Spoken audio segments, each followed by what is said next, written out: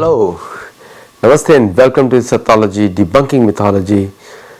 ये show में, and this show is particularly meant for many of the Americans who are intrigued with the Hindu culture. They don't know anything about Hindu culture, and the churches and the religious bodies, they spend so much of wrong information, send so much of wrong information about the Hindus in America. Now, in this series, I'm going to talk very specifically about each and every aspect of the Hindu culture for your own knowledge, because it's the most misunderstood culture in USA and the West generally, UK, Australia, New Zealand. If you're watching from any of those countries, do like, share, subscribe our video so you can get latest content from Sattology. Number one thing, Hindu culture is based on Vedas and Purana and Ramayana and Mahabharata. It is the most documented culture on this planet. And that was the reason why the British were not able to completely overcome the Hindu culture. They tried their best. They misrepresented Indian scriptures, mistranslated them, but they were not able to touch the soul of this culture.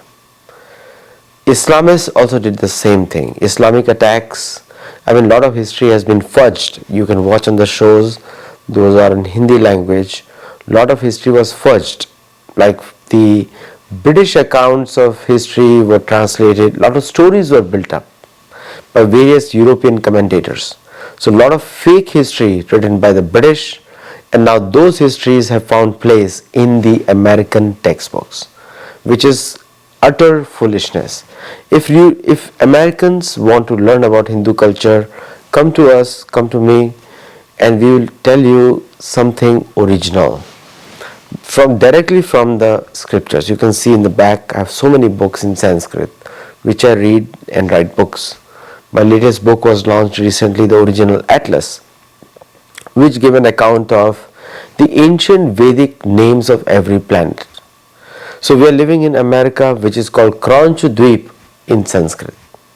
So it had a name. So America did not get its name from Portuguese or some Amerigo Vescopulli and all these things. This is for European names. Europeans gave name to America for their own language purposes, for their own linguistic purposes, for themselves. This land was already there, belonged to the Native Americans. And I'm not leftist or communist in any way, because those are negative words. I'm neither left nor right. I'm dharmic, which means that I take best from all sides, and which is a safe position. And that essentially describes what is the Hindu culture. Hindu culture is very centrist, based on universal values, and based on the philosophy of karma. Karma means any action you do has a reaction. That's Newton's third law. Probably he must have taken it from Sanatana Dharma or Hindu culture. So Hindu culture has many traditional names. Sanatana Dharma, the word Hindu is in the Indian scriptures also. Hind is already there. Between Himalaya and Hindu Mahasagar is called Hind. Sindhu Mahasagar is Hind. So that is how the ancient Arabic community is referred to as India. What is India? India is also come from Hindu, which the Greeks translated as India. That's how it became like a Greek. In the Greek reference to this country was referred to as India, and that's how it became India. But there are millions of Hindu Americans there. The millions of people who do yoga. The word yoga, the root of the word yoga is mentioned in Mahabharata, in the word Bhagavad Gita. Yoga. It's a word which is as old as the earth itself. That's yoga. Yoga doesn't mean exercises, which most of you do. Breathing exercises, pranayam, again comes from India. Again comes from Vedas. Again comes from Puranas. And it has the origin is in those Shastra. If you call any culture as spiritual, any religion as spiritual, the word religion doesn't apply to the Hindu culture, because it's the Dharma which applies to the Hindu culture. Buddhists took the word from Hindus, Dharma. Buddhism is an offshoot of Sanatana Dharma or the Hindu culture. And it took from Hindu culture and they created their own thing. So use the words connected to the Hindu culture. So Hindus in America, in fact there are a lot of lawsuits happened where the British government did not want to give citizenship to Hindus from India to United States. There were lawsuits fought over there. You can check out the lawsuits which were there in the beginning of 1800s and 1900s because they did not want the European race to get diluted in this country. That was the initial law, and that's why many Hindus did not come here, because there was an apartheid by the British administrators or the British administrator descendants in America. And that is a history which you should know. There are lawsuits in 1800s, 1900s which you should refer to, that why citizenship was not given to Hindu origin people from India in 1800s and 1900s, because they were scared that just like the Hindus threw the British out from India, they would throw the British out or Anglo-Saxon crowd from the US. That was the fear, and that's why it was not given. The history needs to be known. Now, and from that time, that fear and the textbooks and the church have played a major role in creating a negative perception about the Hindu culture. Number one, pagan.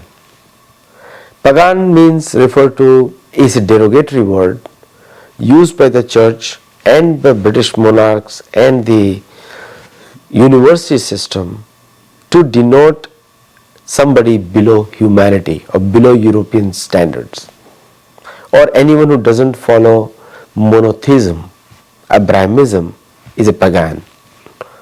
Anyone who doesn't follow the established norms of the church is a shaman. Shaman is negative, pagan is negative, but that's not true.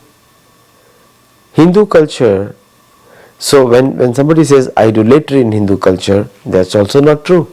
If it was, every human being needs a symbol to worship, and that symbol, if you follow any symbol of worship, then you are also idolater. So it's very normal. So instead of singling out Hindus, we need to introspect that idolatry is the most common form of worship. If you are not idolatries, then why do you keep Jesus cross in your churches? Or Muslims go around Kaaba. Why? They should not keep any pictures, no images, nothing. Right. That's anti-idolatry. And you will be shocked to know, in the Hindu culture, God or Bhagwan, God is a very shallow term, but Bhagwan is a Sanskrit word which means a person, divine person. You can approach Bhagwan in three of his energies: Brahma, Paramatma and Bhagwan. The word Bhagwan includes Brahman as well as Paramatma. So when you say Bhagwan, there can be many names of the God. Many names. Same person can have many names. Just like you and I can have at least two names. There are a lot of communities from South America who have four names.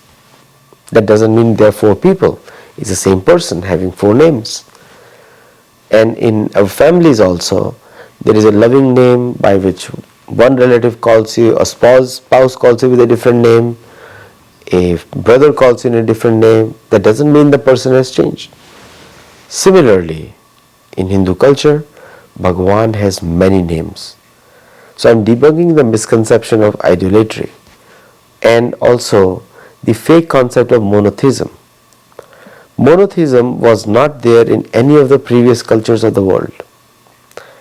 And monotheism denotes that it's a political propaganda.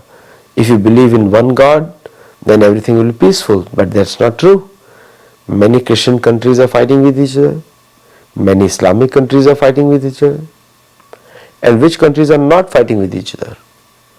Are the ones who accept and who tolerate and respect. Tolerate is a negative word, but respect everybody's culture.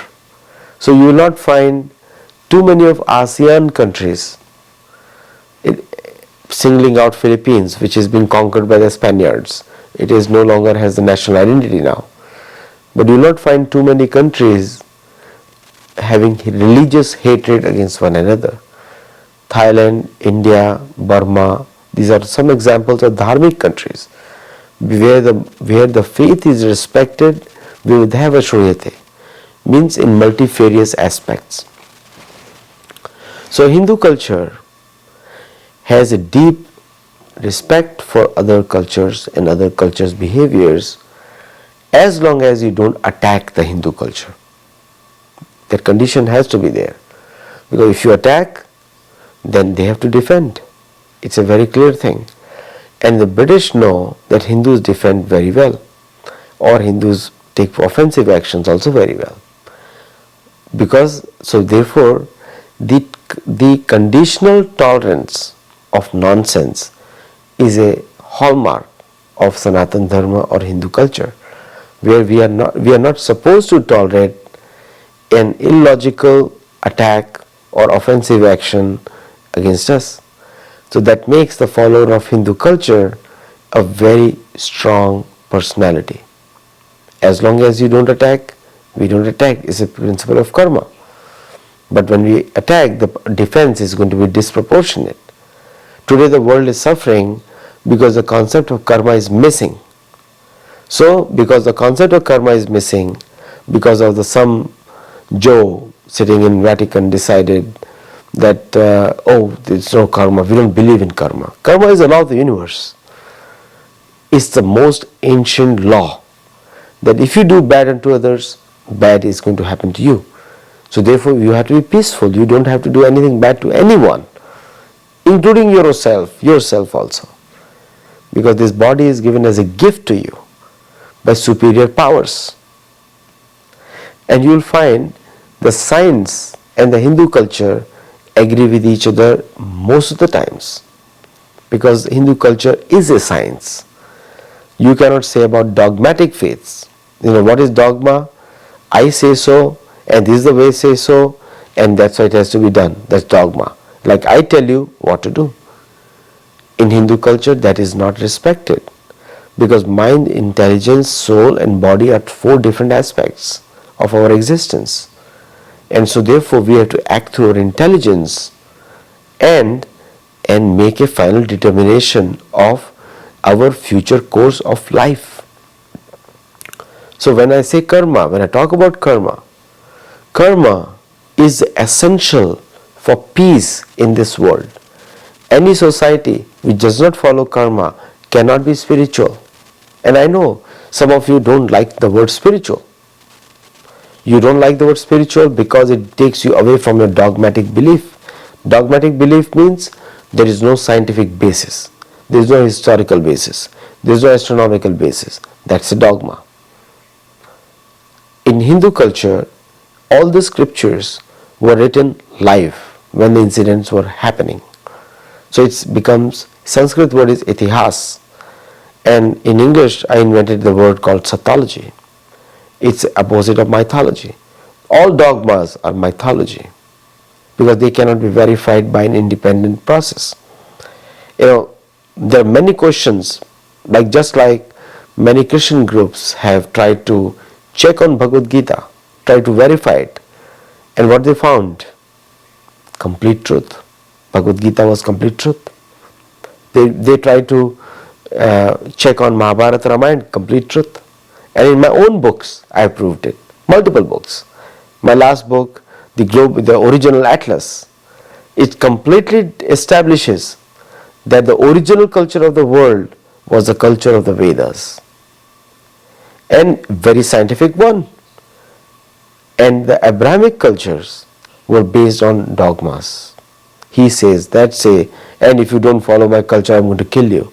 That never happened in Sanatana Dharma. Never happened in Hindu culture. It's a very, very peaceful culture as long as you don't attack it. If you attack it, they're going to respond because it's a duty to not tolerate any injustice. Because justice, the meaning of dharma means righteousness and justice. It's built on there. And in this country also, many of the atrocities done against the Native Americans is a pain that we all need to relieve because it's a painful thing. We took away somebody's land, destroyed them, and they are nowhere to be found now. In fact, I had to make arrangements to meet a Native American, which is unfortunate. And we live in California, where California Governor Gavin Newsom has been extremely good to the Native American cause. And some of the Republicans may not like it, but I like the work that he has done. Because I am not a political person. I have nothing to do with politics in the land.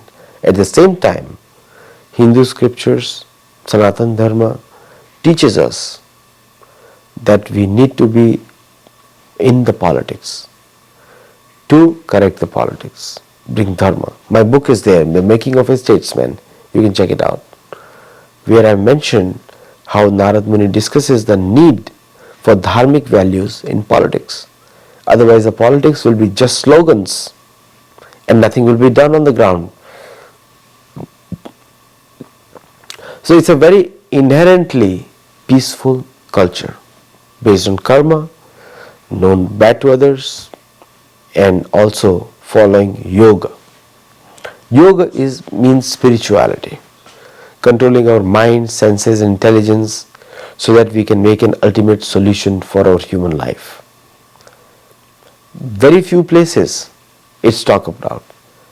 And with this focus on intelligence and the communities that are built on Vedas are naturally very friendly to the environment because they like to work with the environment, not try to change the environment like many devilish people do who want to change the environment by overconsumption. So it's the English word conservative doesn't define Hindus. Hindus are not conservative. Hindus are neither liberal. Hindus are between. They are dharmic. Neither conservative nor liberal but dharmic. Dharmic means doing the right thing, are righteous. They are not anti-pacifist or pacifist. They do again for the doing the right thing, for the ultimate cause of building inner peace. That's what it is based on. So it's a very beautiful culture, and I'm going to make a whole series on this to educate Americans about the Hindu culture and what we do. We have so many courses running. We have Debunking Mythology course, we have a Yoga Sutra course, and we have other courses on history, European history, Native American history we are launching. So you'll have a whole bunch of courses.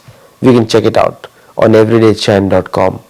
And also how to meditate, when to meditate. Like there is a whole book of mine called Transcending the Mind, which is built on Patanjali's Yoga Sutra. And that will tell you essentially what Hindu culture is all about. I built two translations. I made two translations on Bhagavad Gita. One is called the Hindu Bible, another one is called the Gita.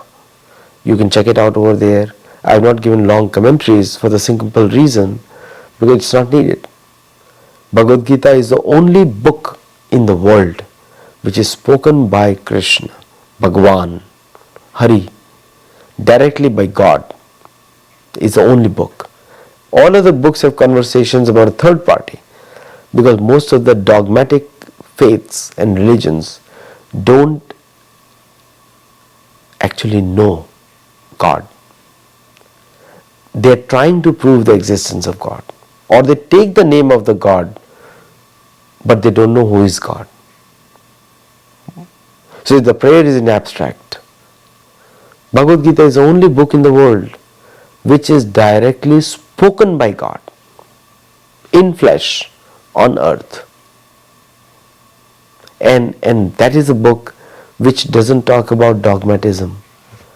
Because when the God speaks, he talks in very logical, scientific way. How to control the mind, how to control the intelligence, what is the meaning of life, what is the purpose of life, where do we go after life, and where can we go, in what conditions we are sent to heaven, under what conditions we are sent to hell, under what conditions we go beyond heaven, under what conditions we can stay in this life, on this planet earth, godly, without hurting anyone by our words or by our actions. And our society needs this Hindu wisdom. Native Americans followed it, but they don't have the backing of the Shastra because everything was oral. So now we are presenting in Bhagavad Gita as Bhagavad Gita in Hindu Bible, where you can see it, you can read it, and you can follow the words. It's completely built on yourself, your soul, your origin, your energy. And when you read it, you connect to yourself much better. Try it. So I'll do this whole series on this side, so to remove all the misconceptions, and we'll do some live shows also. If you're interested, you can join. If you're from the USA, show this video to your children, your relatives, your loved ones in the US, and they can join Sattology to learn about it, their own culture. And the program is open to all Americans who want to learn about Hindu culture and how they can implement Hindu culture in their own lives. As a science, as a culture, as a tradition. And Native Americans will get benefited a lot. We only believe in conversion from bad habits to good habits. If you continue bad habits, it's not good for society. So therefore, the conversion has to be from bad habits to good habits. Become a better version of ourselves. That should be the real goal of this kind of conversion. You're all very educated, but we need different education, because the way we are continuing right now in the society, without Bhagavad Gita, without the Hindu culture, we are going to collapse. And this is our hope, that we all need to come together, move away from dogma, create a society based on spirituality, based on yoga. Yoga is the best word for spirituality. Yoga doesn't mean asana. It comes from Bhagavad Gita, Mahabharata, Ramayana, and maybe before from Vedas. It's millions of years of wisdom summarized in 700 verses of Bhagavad Gita. So I'll see you again on this show. Do like us, share, subscribe this video, and tell everyone about us and our courses, and we'll start debunking the mythology which is spread by the American campuses, American universities, politicians, church groups, Islamist groups against the Hindu culture. Thank you and Namaste. Jai Jagannath.